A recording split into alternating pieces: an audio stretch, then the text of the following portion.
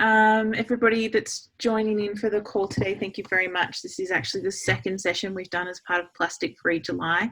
So we ran one session last week, which is sort of getting started and a bit of an introduction to what the plastic problem is, and some really simple things, substitutions and changes that you can make to stop or get started with using plastic-free alternatives. So for this week and over the next coming weeks, we're going to drill into some more specific areas. So today we're going to be covering personal care, which is basically all of the products and wonderful things that we use on our bodies and our faces, to keep us clean and smelling and looking amazing. So we've got Hayley from the Sustainability Team at RMIT who has agreed to take the session today. So thank you so much to Hayley for taking us through the personal care session today. She's got a really interesting presentation she's going to deliver. And then at the end of the session, we've got some DIY recipes that Amelia and Hayley are going to be sharing with us today, and of course lots of opportunities to ask questions and hopefully have a bit of discussion. So I'm not going to be talking on this week's session, so I'll be in the background. If you have any questions for me about acts or green impact or acts of connection, then please do let me know. But otherwise, I'm going to pass over to Hayley to take us through personal care for Plastic Free July. Thank you, Hayley. Thanking you. I'll just share my screen now. Let me know if any questions come up, because I don't think I'll be able to see questions when I'm in presenter mode. Is that right? I'll be able to direct any questions your way as they come through. Can you guys see that? The PowerPoint? Yes. Yes, perfect. So I'll just go into slideshow mode. Can you still see? Yes. Awesome. Thanks everyone for dialing in today. I'm really looking forward to taking you through an overview of the personal care industry. I don't pretend to be an expert in this area, but I did used to work in this industry, so I do know a couple of things, but haven't worked in it for a couple of years. So if you have any questions I can't answer, we might have to do some following up and get back to you. But I think it's really timely with Plastic Free July and also being at home more, just to sort of reassess what's within our control and what we can do at a personal level to make a difference. So I think the biggest thing to look at when you're considering personal care is the supply chain of that product. So personal care is anything in the beauty industry, or I guess like things like your hair care, hair color, cosmetics, anything that you use on your body essentially. So there's a lot of products in your household you probably don't even realise you're using and just disposing of that aren't really ethically made or sustainably made. So we're talking today about everything that, I guess, the raw ingredients and the natural resources that go into making that product formulation, but also the packaging, where everything is sourced, how it gets to you, where you buy it, how you consume it, and how it's disposed of post-consumption, or is it recollected, recycled, repurposed. So it's a lot about understanding your own consumer behaviour and the steps along the way that you can take to make an impact. But I know the industry I used to work in, they used to pump out the new products every single year. So they call it NPD, new product development.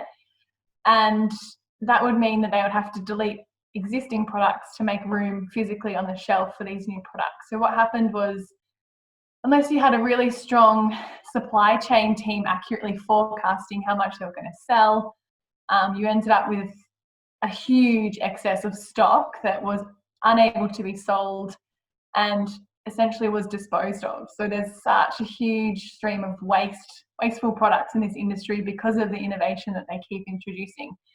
So I think now's a good time.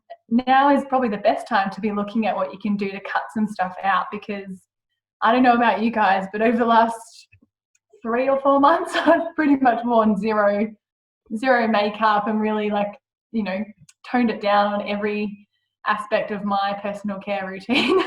Apologies to my husband. And just, thinking about less is more in this case. So what I like to do is sort of just think about the waste hierarchy when I'm buying anything really. So firstly, do I actually need this thing? Can I avoid buying it altogether? You know, can we make substitutes and just make it do with what we already have? Can we reduce, so maybe not use as much? Is there something we can use more efficiently or less frequently? Reusing it, so even if it's the packaging, can you still keep that and reuse that? Is it recyclable? And what can you do from ending up down the bottom of the pyramid, which is the least preferable mode, and that's sending things into landfill.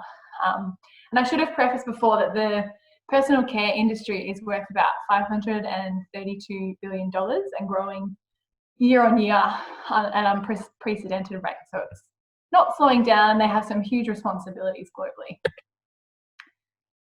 So I'm just going to go through a few trends within the industry from a sustainability lens, I guess. So despite there being a huge source of waste and consumption of this industry, there are a lot of consumers who are demanding more in terms of formulate like greywater safe formulations, but also in terms of eco-friendly packaging. And there's a concept called design for disassembly, which is looking at how you take that product apart at the end of its useful life cycle. So that's really important for designers to make sure that they're giving us a product that is actually something we can dispose of properly if we choose to, if there is a path to recycle it or reuse it even better. But design for disassembly is very much like, okay, so these are the materials that have gone into it. Can I easily separate them at the end of the life, or are they glued together? Is there a pump that I can't disassemble with a spring in the middle? You know, and yeah, that's really important moving forward. So I think we're starting to see a lot more of this coming through, and commitments from some of the big brands on either repurposed. So they're either using recycled plastic or they're repurposing some of it. So none of it's virgin moving forward. I've seen a lot of brands like P&G move towards that sort of a commitment, and it's not, you know, like hallelujah, but it is a step in the right direction. So we can expect to see a lot more of this. And as consumers, we can put pressure on them as well. So one of the most topical things in this industry is palm oil, which you're probably all familiar with. Can it be sustainably sourced? I would say not really, because everything comes at a cost. So palm oil isn't just harvested from the wild. There's a lot of biodiversity loss that comes before a palm oil crop can be planted. And even if you do see a certification for responsibly certified palm oil, it's on my next slide, I'll get to that in a sec, it still has to have flattened some sort of a rainforest at the start. And it also takes a lot from the existing environment. A lot of products actually don't disclose specifically that they have palm oil in them, because it depends on the regulation, but you can get away a lot of the time with just stating vegetable oil. So it's really murky water on this one, but it's in a lot of our food products as well. So it pretty much just keeps formulations suspended without separating out. And it makes it's more like aesthetically pleasing when you feel everything's still suspended in that formulation. So it's in about 3% of personal care products and cosmetics as well. So like your lipsticks and all of that kind of stuff. So it's quite hard to spot if it is or isn't in a product, but if there isn't a trademark on that product that says, hey, we're using sustainably sourced palm oil, or, you know, specifically calling out what that vegetable oil is, I would be sus. The next, I guess, major challenge for this industry is microplastics. So this comes in a few different forms. So you would have heard of microbeads, which used to be in a lot of products. So they're like a synthetic exfoliant, and like things like toothpastes, facial scrubs, all of that kind of thing. And we brought into Australia legislation in 2019, which was I think in July, saying that we've banned microbeads, but then I guess there's still an existing lot of products that need to sell through first. So I think mostly they're phased out. You will probably see a few slip through the cracks. And also the issue is that I guess when you wash your facial cleanser off or you brush your teeth, goes down the drain, then that goes into the ocean, and as we know, microplastics are a huge issue right up the supply chain, and they actually the toxins intensify as they go up the food chain. So if we end up eating fish that have consumed microplastics, we might not be able to see it, but the chemicals have leached into the tissue, and then we eat it, and they have all sorts of damaging effects like endocrine disruptors and all of that. So not a fan. And they also come from the form of nurdles. I'm not sure if you've heard of these, but that's what's in the picture here, like the sort of perfectly pelleted bits of plastic. So these are actually from a lot of packaging. So it can be beauty packaging, can be anything we inject into a plastic mold that comes out as a packaging. So those warehouses have them like this. They wash down their warehouse at the end of the day. A lot of that goes straight into the drains, into the ocean.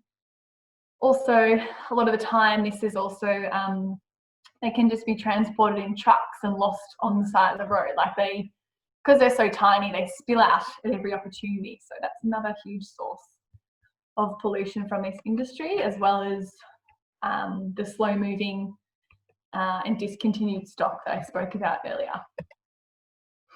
And just touching on this one, this is an initiative that P&G tried and got great traction for it. Like it's, such a small drop in the ocean, don't mind the pun, for a huge company like this.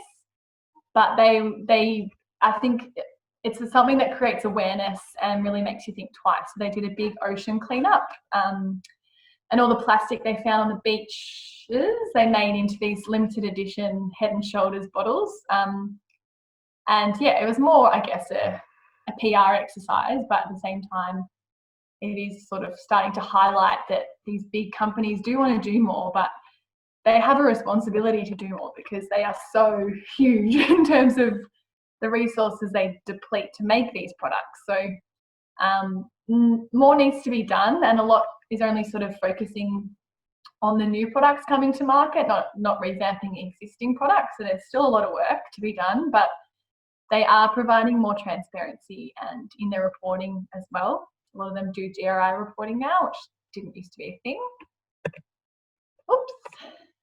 And grey water safe formulations. So essentially you want what's washed down your drain to be something you can put on your garden or water your plants with. So things that have a lot of chlorine or sodium that can be commonly found in your personal care products or your household cleaning products aren't great. So something to look for. There is certifications to say that a product is grey water safe, but you can equally just look for a few key ingredients.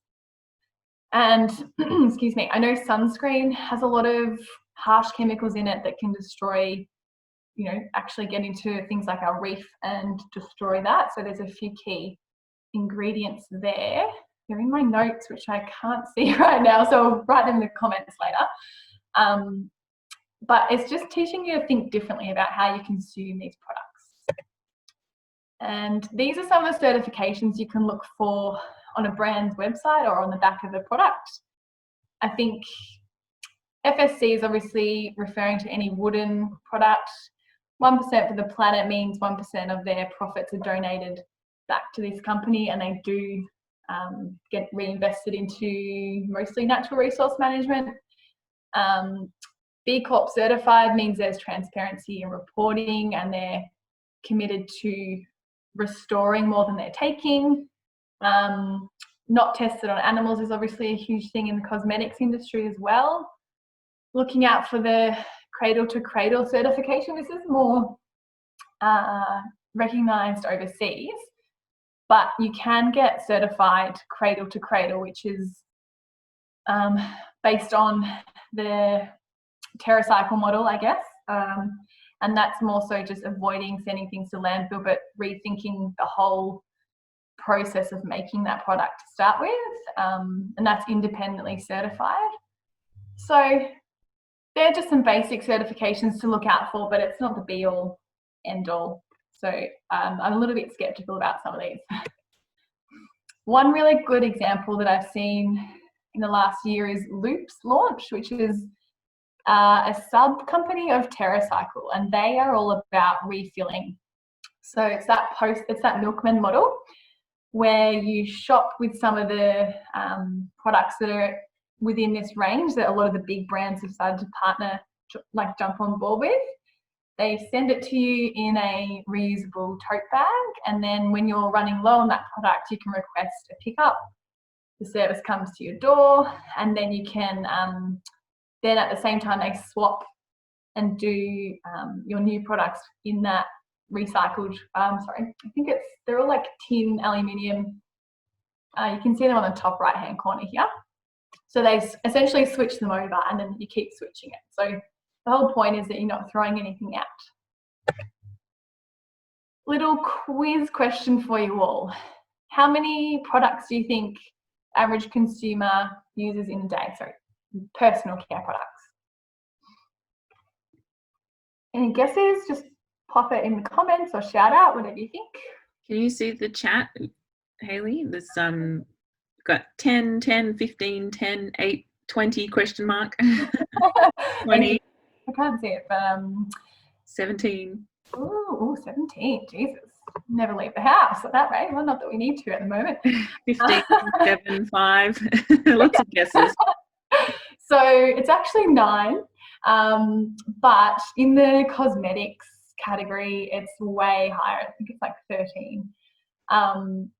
So yeah, I think we're talking average here. We're talking people that don't use barely anything to the extremists. So 9 is where we're rolling out in the middle. But it's still a lot of products. And if you look at it over the lifespan of, how old you are and how long you've been using face wash for or shampoo, and are you throwing that out every time? Just even the recycling aspect is a bit scary. We know that recycling is not done very well, and even though we put in our recycling bin, it doesn't always end up recycled. So these are a few sources I like to go to get my products that are either buying in bulk or learning to refill, or both. So there's heaps of brands popping up. I don't know if you guys have heard of Roving Refills, and sorry for people that aren't in Melbourne, this is sort of a bit more local, but I think that's part of this journey, is finding out what's local to you guys instead of, buying something online from overseas that's accumulated a lot of carbon miles along the way. So just on that too, Hayley, I'm just going to super quickly jump in on you and let you know that we're creating a massive document resource to go along with all of the Plastic Free July webinars. So across the 4 weeks, anything that we reference, any shops, any suggestions, any recipes will all be in that available document. So if anybody misses anything or wants any ideas, we'll have that available for you as a resource. Yes, so I will be sure to share all these links, but Roving Refills go to all of the farmers markets. They even come to workplaces, and they just have bulk, you can see in the bottom left hand corner, bulk laundry powders, body wash. I bought it was like a 3-litre refillable container of body wash that's actually here. And I think this was in September last year. I just keep refilling this bottle. It's like the never-ending body wash, which I use to shave my legs and all those kinds of things. So shaving cream is out for me. I think you can substitute it with other products. But they're great, and their prices are really reasonable as well. Then there's the Source bulk foods, a bit more exy, but they do have a good range. Naked Beauty is a real thing. Don't Google that. I did, and I got a bit of a surprise. Not really what I was after to include in my presentation, but what's an example? Lush Cosmetics and Personal Care do a lot of nude products without packaging. So Lush will also take their packaging back. So if you take their tubs back, they will reuse them. Yes, good point. And there is another brand, I think it's on the next slide, I'll talk to that in a sec, that does that as well. Biome has just opened in Melbourne in the new build Brickworks, and I only know them from online stores. I haven't actually been into their physical store, but they are all about eco-friendly products and bulk buying, and they have a naked beauty station, which is raw ingredients, so you can make your own. And Moon Rabbit also have a bulk foods collective that they've just launched. That's in Preston. If you're around the area, check it out.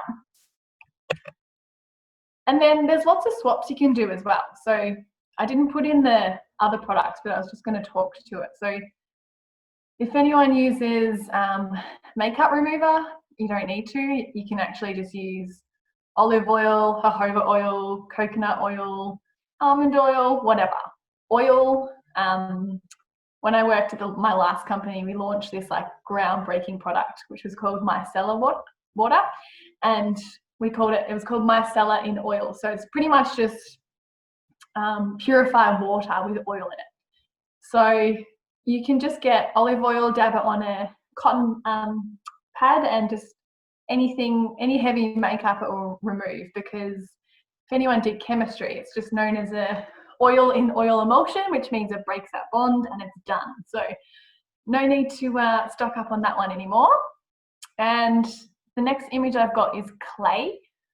So there's a few different types of clay, but essentially it's a natural product that you can use to either make into a paste and put on your face, and grey water safe, really good for your skin, natural product, and is really cheap to buy. You can buy it in bulk, and there's heaps of recipes online, so I recommend checking that out.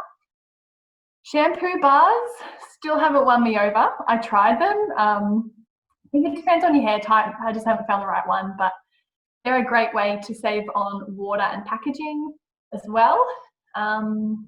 Makeup remover pads can be reusable. Don't need to buy disposable ones. Pits of Joy I just love that brand name. This is my deodorant that I use. It's a paste. You can actually get this refilled as well. This is sold at Patch and Mama, but I'm sure you can get it online. Reusable razors, just really basic, but I bought one of these and it was like I had to learn how to re-shave all over again. They are so incredibly sharp. And you just get a little packet of razor blades and you screw the handle and the top opens up and you slot a new razor blade on. So be very careful. I had the same issue, Hayley. It's a surprise learning how to shave with those, but I love it now. Yeah, I know they're so sharp. They do have a safety guard on them, but just be very careful. Don't cut your legs up. It's not very much fun. And then there's also natural toothpaste, which Amelia is going to take you through shortly. And then I've just got jojoba oil down the bottom. It's probably the most hydrating oil for your skin. You can use it on any part of your body, and it's able to penetrate down to like a deeper layer of tissue. I can't remember what it's called anymore. But lots of little hacks and just, bulk ingredients you can buy that sometimes cut out the whole product. So anyway, enough talking at you. I've got a simple recipe for a sugar scrub, which you can use all over your body. And the idea with this is it should be edible. That's why it sounds delicious. So I don't know if anyone's bought ingredients to follow along with at home, but I've got it all set up here, ready to go. So I'm going to try and tilt my screen down a little bit. Hayley, I'm just going to stop sharing your screen so that we see you in full view. As I said, anybody that wants the recipe, we'll be sharing it all around afterwards as well. So don't fear if you can't see the recipe anymore. Cool. I'm just going to take my head out of the screen so you can see my ingredients. I'm still sharing. Do I need to stop or can you do it? Yeah, can you stop? That might be easier. Just go stop share. Yeah. There we go. Perfect. Cool. Don't know if you can see my really cute jumper. It's sequins. It was my grandma's. It's very vintage. Very sparkly. Okay. So smells like citrus in here because I just grated an orange. So for this sugar scrub, It's pretty basic, which is why I chose it, because I didn't want to bombard you guys with stuff. Maybe I'll put the mixing bowl here. So quick note about the sugars. White sugar, so the finer the grain, I guess, the granule, the finer the exfoliant. So white sugar and caster sugar are the finest that you can get. So I need to put 2 cups of sugar in, so I've decided to put 1 cup of white sugar.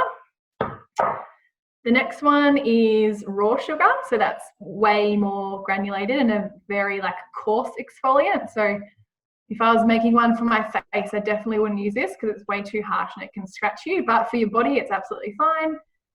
So I've got half a cup of that. And then brown sugar is what makes it taste, well, not, I don't eat it, but it smells like you could eat it because it smells like a baking recipe. And it also keeps it together a lot more. So I like to put half a cup of that. So if we just do all our sugars, I would never eat this much sugar, but on the body, it's great. This is probably the most use my sugar gets in the cupboard, actually. So you just pop them all in together. And then it's asking for, I think it was 1 teaspoon of cinnamon. So I've just got spice straight out of the cupboard. And I mean, this is a loose measurement. I don't think you have to be too particular. Let's just, depends how smelly you want it to be, really. Great Christmas gift idea as well, or birthdays, whatever you guys want to do. Then it's saying take the rind of 1 orange. So rather than boil you to death with a grater, I've gone ahead and pre-grated that. So just whack it all in.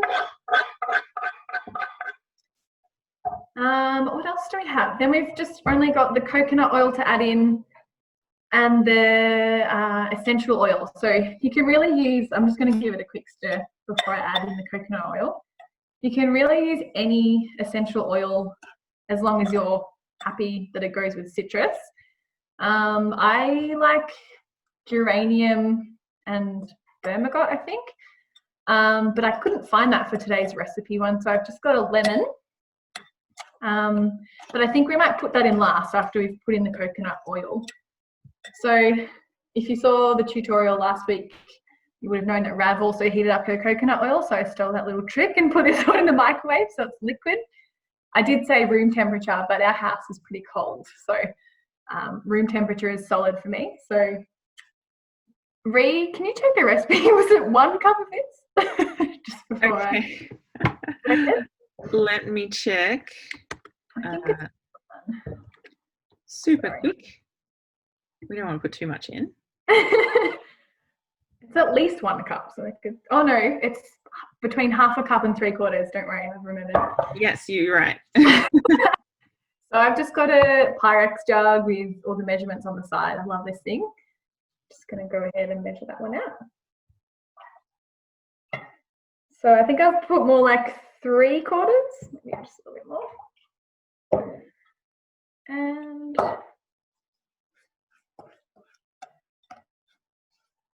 so this will obviously go a bit more solid as it sets. I'm just sort of pouring it in as I go so I can control how thick it gets. And when you use this in the bathroom, it actually comes to room temperature in your fingers, so it'll actually melt and you'll be able to spread it a lot easier. I think that's probably enough. Smells amazing. Cinnamon and orange. It's like Christmas pudding.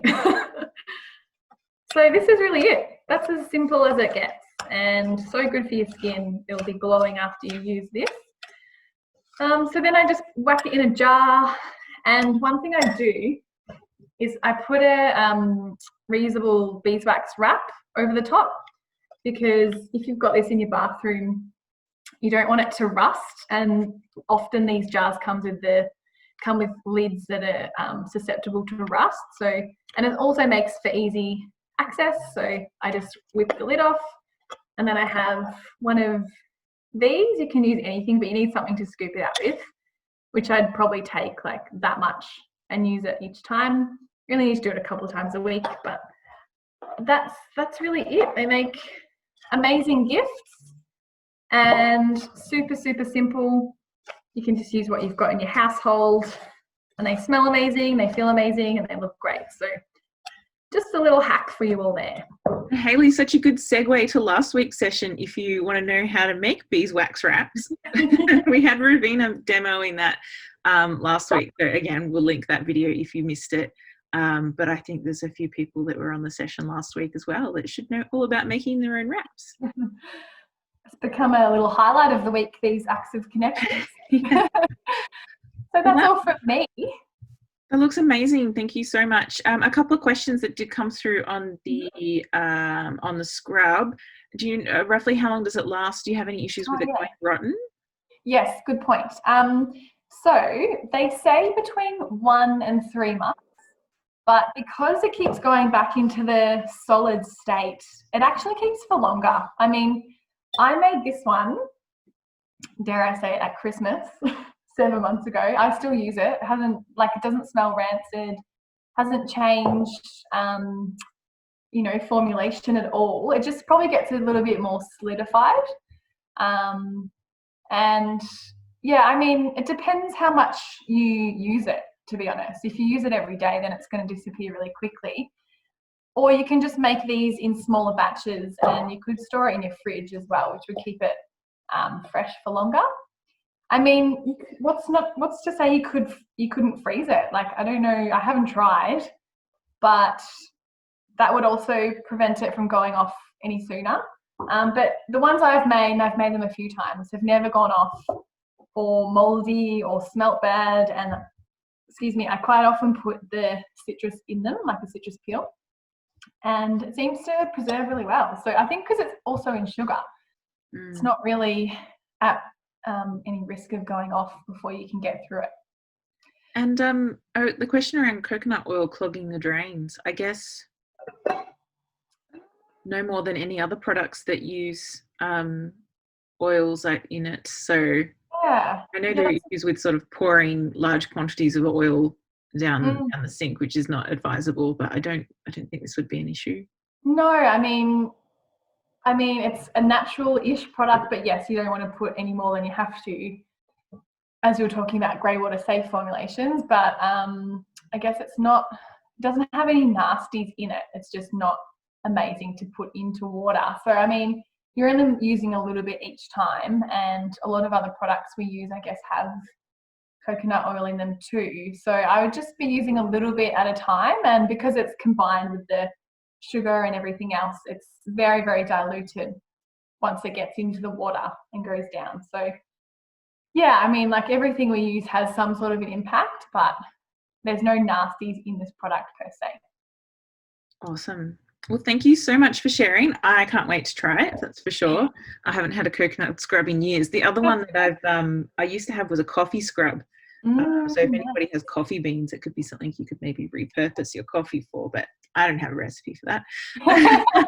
It'll be in the kit at the end, I'm sure. I was just about to say, following on from your recipe, Hayley, I have made a coffee scrub before as Christmas gifts, so I'm happy to share that recipe. It's pretty much the same as yours, but just with coffee grinds. Yeah, it has a nice smell. Yum. Great idea. All right, over to you, Amelia.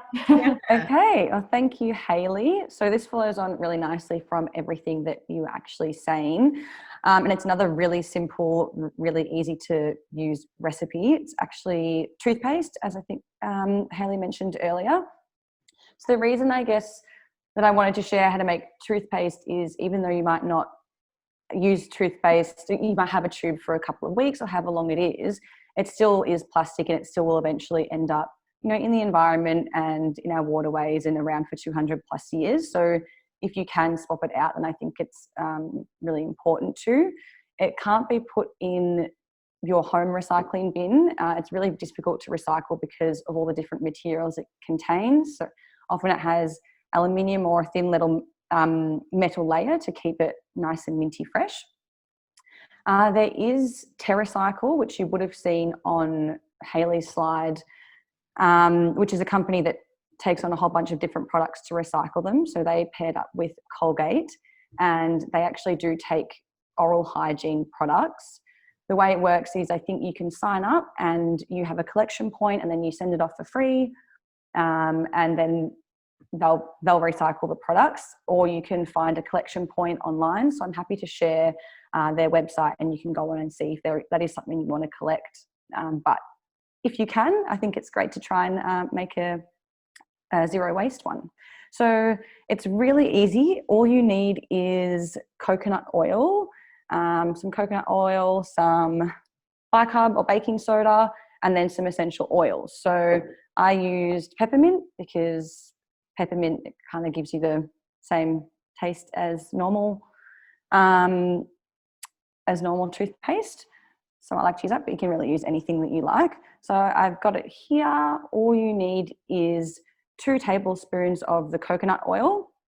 So I've got that there. I'll pipe this down a bit.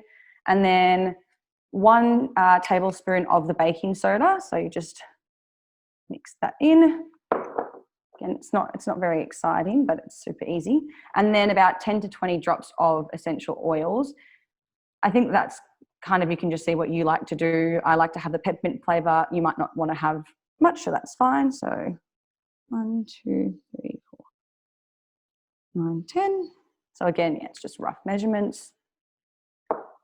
And then literally all you do is you stir it all in together and then it becomes a sort of paste. So again, if it's a really hot summer day, this might turn a bit more into a liquid form, but I think it's perfect now for winter. And I should warn, the bicarb does add a very salty flavour. It's not like normal toothpaste that froths up in your mouth and you're, nice and minty fresh. It does take some getting used to, but it's kind of just the initial bit of a salt in your mouth and then it goes away quite quickly. So I think it's fine to use and, doing it for the environment. So I just try and think of it in that way. And then it ends up becoming this paste that you can then put into a little jar or metal container, and then that will keep it nice and fresh. And then once you want to use it, I've got my bamboo toothbrush. So I'll show you where you can buy some of those on our buyer's guide. And then you literally just wipe it on and then brush as you normally would. So super, super easy. Amelia, I would just also really advise anybody using essential oils to make sure you're using good quality food grade essential oils, especially if you're going to be putting it in your mouth. We touched on this in the session last week, that if you're picking up essential oils for a couple of dollars from your local cheap store, whatever you want to call it, $2 store or something like that, I can guarantee you that that's not a good quality essential oil.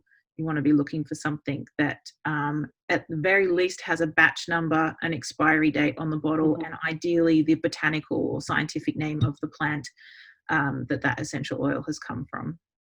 Yeah, absolutely. And they last, they can be, $30 or so a bottle, but they last quite a while. So yeah, good quality food grade essential oils are not cheap, unfortunately. But once you have a few bottles, I've got one of the ones from last week actually still sitting next to my desk.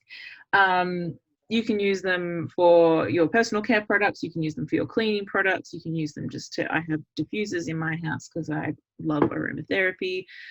So really well worth the investment, and especially when we're considering what Hayley was talking about earlier, 9 products on average per person that we're using. If you invest in just a few good quality products like essential oils and things that are food grade, basically anything that you're putting on your skin, you should be happy to also put in your mouth. Not that we advise that you obviously eat your products, but that's the rule of thumb. If you're not happy to eat it, or if you think you're going to be poisoned by eating something, then really you shouldn't be putting it on your skin, because our skin is our largest organ and we absorb so much through it. Anyway, I'm going off on a rant tangent that we don't need to go into. No, that's good. Thank you, Ree. So toothpaste, any questions for Amelia? Thank you for sharing. It is a bit of a transition moving to your own away from commercial brand of toothpaste. So it's takes a bit of getting used to. But it can be a good one for transitioning. Yeah, I feel like I should mention, so essential oils, that's obviously for the peppermint flavour. The baking soda's actually used because it has an abrasive texture, so it can be used to get at stains and things in your teeth. and it's also good for the pH levels in your mouth. There's a whole bunch of articles and stuff I'm happy to share. There are a lot of toothpaste recipes out there, a lot of pros and cons about a lot of them. Often they do have baking soda, but sometimes they might mention to put vinegar or lemon or something in there as well, which often isn't great for your teeth because it's a bit too acidic. So just be careful about if you do want to stray or change the recipe at all. Just make sure you do a bit of research and just, know what you're putting in your mouth. And that's all from me, I think, unless anyone has any questions. Hayley's also suggested turmeric for teeth whitening. That seems counterintuitive to me. Do you end up with like just a big orange smile? Yeah, an orange toothbrush and an orange sink. Yeah, it's really messy, but it actually really works. I don't know, it's like it obviously stains everything else, but there's something to do with how porous your teeth are and the action of having turmeric.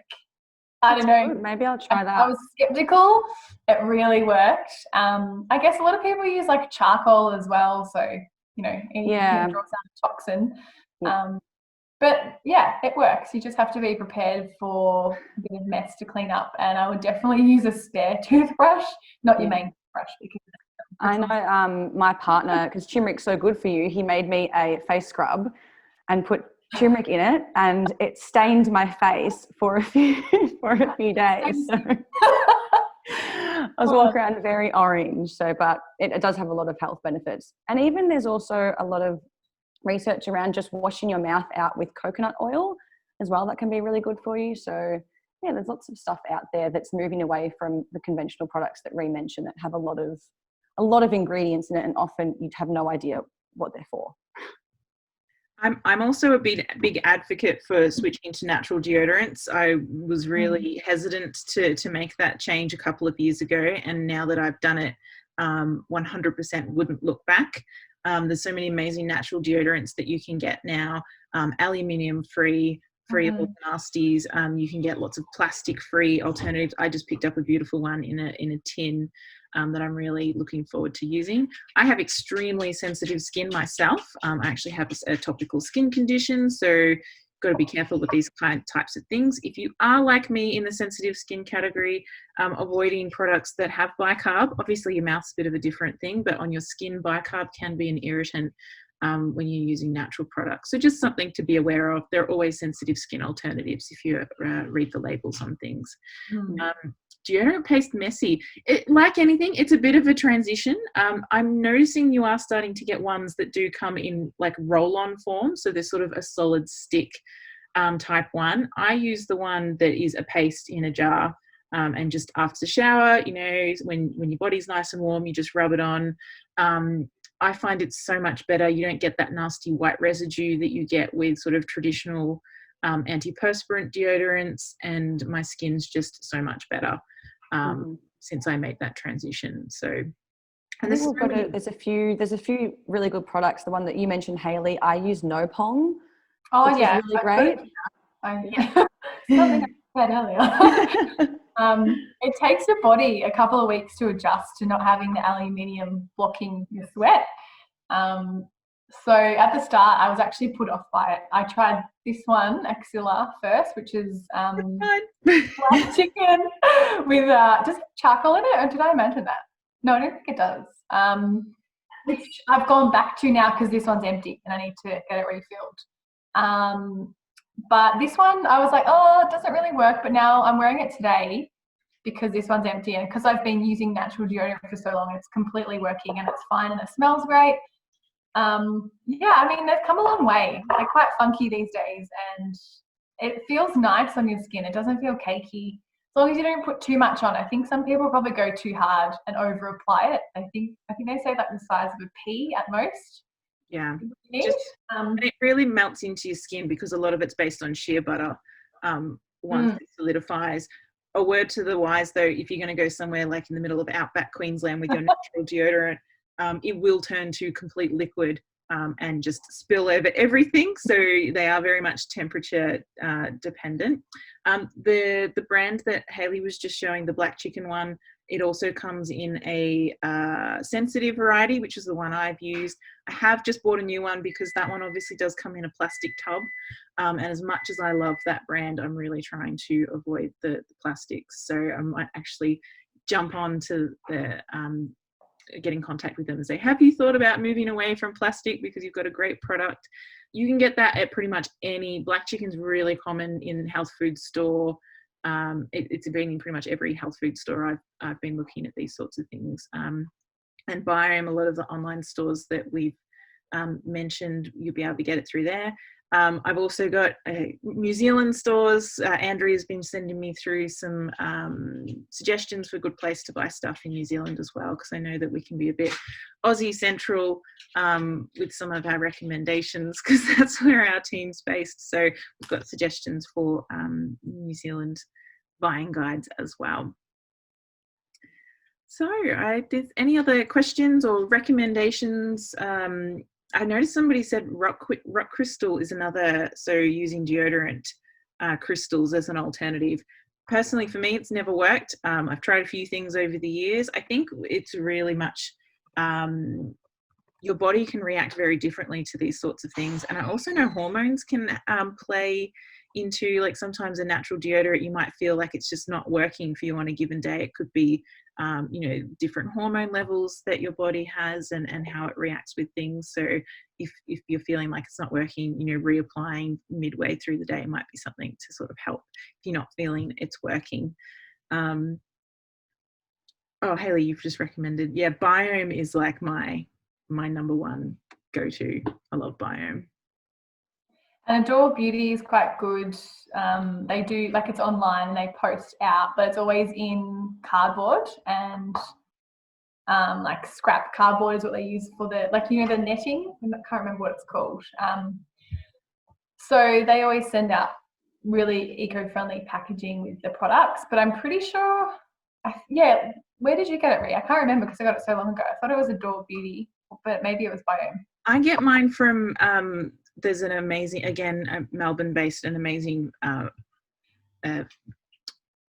health food store in Ferntree Gully for anybody that knows the eastern suburbs of Melbourne. Not that we can travel anywhere anymore as of midnight tonight, but yeah, just a really big warehouse.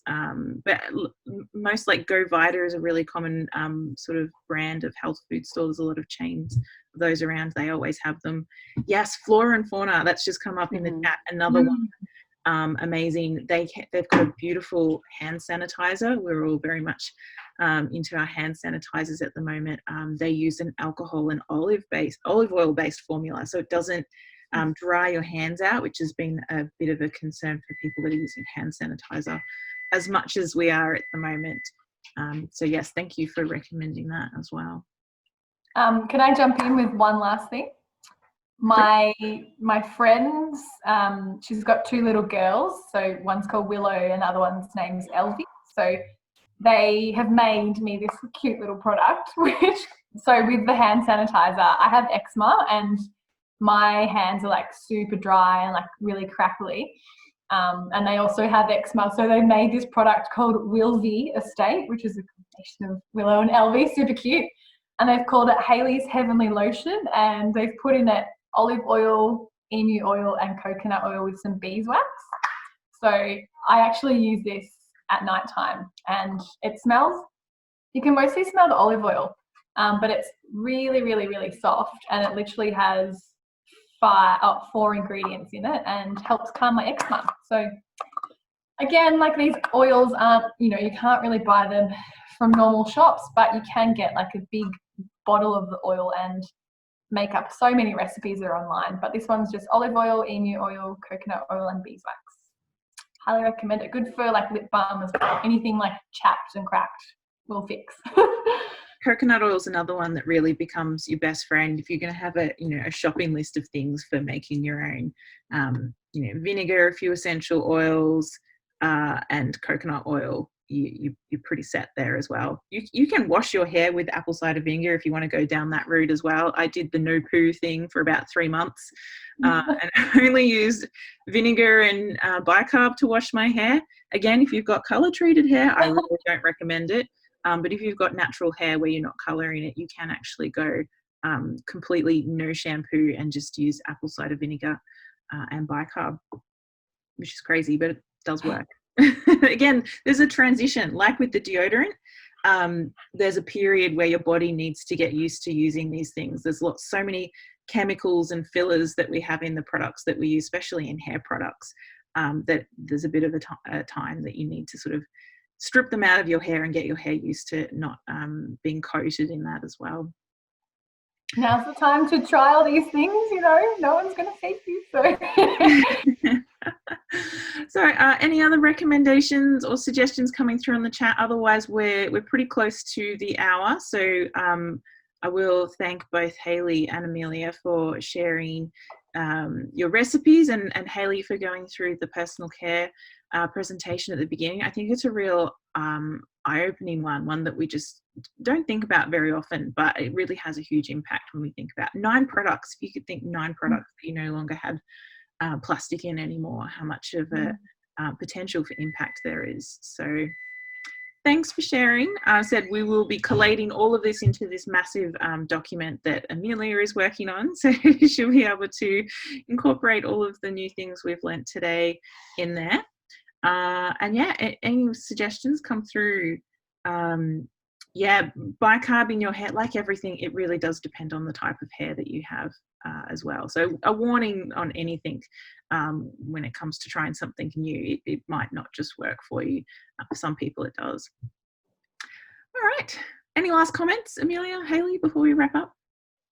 No, I hope everyone learned something and is inspired to experiment instead of just going out and buying all of their products. Yeah, and please let us know if you do end up trying, even if it's not something that we've spoken over the past few weeks. If you do make your own beauty product or any kind of product in the house, please share it with us, because we'd love to pass it on to everyone else. Definitely. So we've got our Facebook group, the Green Impact Australasia Facebook page, I should say, that you're welcome to post on or comment on. We're continuing on with the series next week as well. We have fabric and fashion. So this is another one where I think plastics are often not really thought about. So we're going to look at a little bit around what actually goes into the fabrics that we wear, and fast fashion, the contributing factor that it has to waste at the moment, because it's really quite alarming when you start to see some of the stats coming out around about that. And Andrea is going to be demoing a no-sew t-shirt bag upcycling thing next week, which I'm so excited for. I think I've been talking about for the last couple of weeks. Andrea, I'm really looking forward to that one. See you on the call there. So yeah, that's it from us. Thank you very much for joining in today. If you're a Melburnian, I hope you're going to be okay going into lockdown again. We'll get through this, and for everyone else, please learn from us. Don't make the mistakes that Melburnians do, and keep yourself safe in these crazy times. That's it from us. Thank you. Thanks, everyone. Bye. See you later, guys.